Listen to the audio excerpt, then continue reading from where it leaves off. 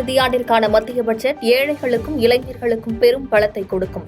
சமூகத்தின் ஒவ்வொரு வீடும் ஒவ்வொரு நபரும் வளர்ச்சி பெற வேண்டும் என பட்ஜெட்டில் கவனம் செலுத்தப்பட்டுள்ளதாகவும் பிரதமர் மோடி பேச்சு.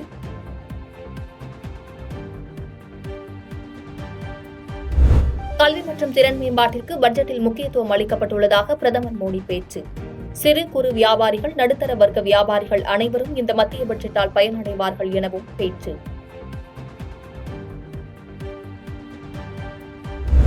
காங்கிரசின் தேர்தல் அறிக்கையில் உள்ள திட்டத்தை படித்து மத்திய அரசு பட்ஜெட்டை வெளியிட்டுள்ளதாக காங்கிரஸ் மூத்த தலைவர் ப. சிதம்பரம் கருத்து. காங்கிரஸ் தேர்தல் அறிக்கையில் குறிப்பிடப்பட்டுள்ள வேலைவாய்ப்புக்கான ஊக்கத்தொகை திட்டத்தை பார்த்து படித்து பாஜக வெளியிட்டுள்ளதாக கருத்து. தங்களின் நாற்காலியை காப்பாற்றிக் கொள்ளும் வகையிலேயே மத்திய பட்ஜெட் தாக்கல் செய்யப்பட்டுள்ளதாக எதிர்க்கட்சித் தலைவர் ராகுல் காந்தி விமர்சனம். சாதாரண குடிமக்களுக்கு பட்ஜெட்டில் எந்த நிவாரணமும் கிடைக்கவில்லை எனவும் குற்றச்சாட்டு.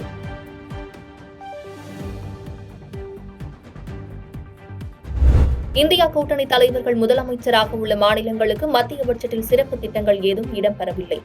நிதியமைச்சர் நிர்மலா சீதாராமனிடம் இதனை எதிர்பார்க்கவில்லை எனவும் கர்நாடக துணை முதலமைச்சர் டி. கே. சிவக்குமார் கருத்து.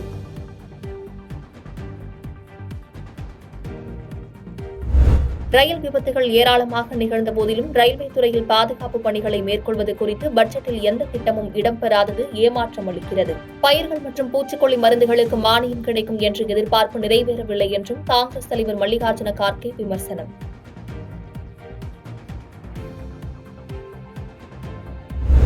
பாஜக அரசு தாக்கல் செய்துள்ள மத்திய பட்ஜெட் மக்கள் நலனுக்கு எதிரானது என மேற்குவங்க முதலமைச்சர் மம்தா பானர்ஜி விமர்சனம். ஏழை மக்களின் நலனை அரசு கவனத்தில் எடுத்துக் கொள்ளவில்லை எனவும் விமர்சனம்.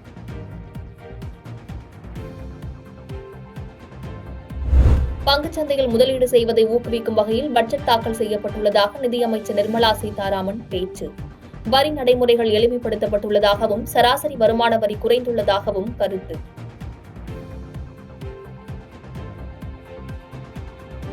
தமிழ்நாட்டிற்கான சிறப்பு திட்டங்கள் எதுவும் அறிவிக்கப்படாதது வருத்தம் அளிப்பதாக பாமக நிறுவனர் ராமதாஸ் கருத்து.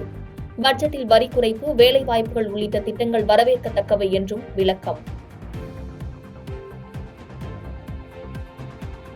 தங்கம் விலை சவரனுக்கு 2080 ரூபாயும், வெள்ளி கிலோவுக்கு 3100 ரூபாயும் குறைவு. பட்ஜெட்டில் தங்கம் வெள்ளிக்கு சுங்கவரி குறைக்கப்பட்ட நிலையில் ஒரு சவரன் தங்க நகை 52,400 ரூபாய்க்கு விற்பனை. இளைஞர்கள், விவசாயிகள், ஏழைகளுக்கு பட்ஜெட்டில் முக்கியத்துவம் என நிதியமைச்சர் நிர்மலா சீதாராமன் பேச்சு.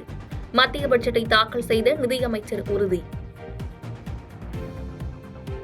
அடுத்த 5 ஆண்டுகளில் 1 கோடி விவசாயிகளுக்கு இயற்கை விவசாயத்திற்கு பயிற்சி அளிக்கப்படும். பருவநிலை மாற்றத்தை தாங்கும் 102 பயிர் வகைகளை அறிமுகப்படுத்த திட்டம். பீகார் மாநிலத்தில் புதிய நெடுஞ்சாலைகள் உள்ளிட்ட திட்டங்களுக்கு 26,000 கோடி ரூபாய் பட்ஜெட்டில் ஒதுக்கீடு. பீகாரில் விமான நிலையங்கள், மருத்துவமனைகளை மேம்படுத்த திட்டம். பீகார், ஆந்திரா, ஒடிசா, ஜார்க்கண்ட் உள்ளிட்ட 5 மாநிலங்களை மேம்படுத்த சிறப்பு திட்டங்கள் அறிவிப்பு. ஆந்திராவில் அமராவதி நகரின் வளர்ச்சி திட்டத்திற்கு 15,000 கோடி ரூபாய் ஒதுக்கீடு.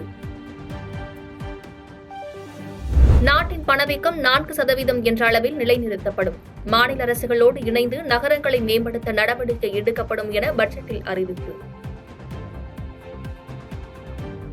4.1 கோடி இளைஞர்களுக்கு வேலைவாய்ப்புக்கான திறன் மேம்பாட்டு பயிற்சி அளிக்கப்படும். வேலைவாய்ப்புடன் இணைந்து ஊக்கத்தொகை வழங்கும் 3 திட்டங்கள் அறிமுகப்படுத்தப்படும் என நிதியமைச்சர் அறிவிப்பு. நாடு முழுவதும் 1 லட்சம் மாணவர்களுக்கான கல்விக் கடன் வட்டி ரத்து செய்யப்படும். உயர்கல்வி பயில மாணவர்களுக்கு 10 லட்சம் ரூபாய் வரை கடன் வழங்கப்படும் என பட்ஜெட்டில் அறிவிப்பு. சிறு குறு நிறுவனங்கள் மேம்பாட்டிற்கு கடன் உத்தரவாத திட்டம் தொடங்கப்படும். முத்ரா கடன் திட்டம் 10 லட்சம் ரூபாயில் இருந்து 20 லட்சம் ரூபாயாக உயர்த்தப்படும் என்றும் பட்ஜெட்டில் அறிவிப்பு. 1 கோடி வீடுகளுக்கு சூரிய மின்சக்தி அமைக்கப்படும் என நிதியமைச்சர் நிர்மலா சீதாராமன் அறிவிப்பு. வீடுகளில் சோலார் கூரை அமைத்தால் 300 யூனிட் மின்சாரம் இலவசம் எனவும் அறிவிப்பு. பிரதமர் வீடு கட்டும் திட்டத்தின் கீழ் மேலும் 3 கோடி வீடுகள் கட்டுவதற்கு 10 லட்சம் கோடி ரூபாய் ஒதுக்கீடு என பட்ஜெட்டில் அறிவிப்பு. நகர்ப்புற பகுதிகளில் 1 கோடி வீடுகள் கட்டப்படும் எனவும் தகவல். பாதகம் செய்பவரை கண்டால் நாம் பயங்கொள்ளலாகாது பாப்பா, மோதி மிதித்து விடு பாப்பா, அவர் முகத்தில் உமிழ்ந்து விடு பாப்பா.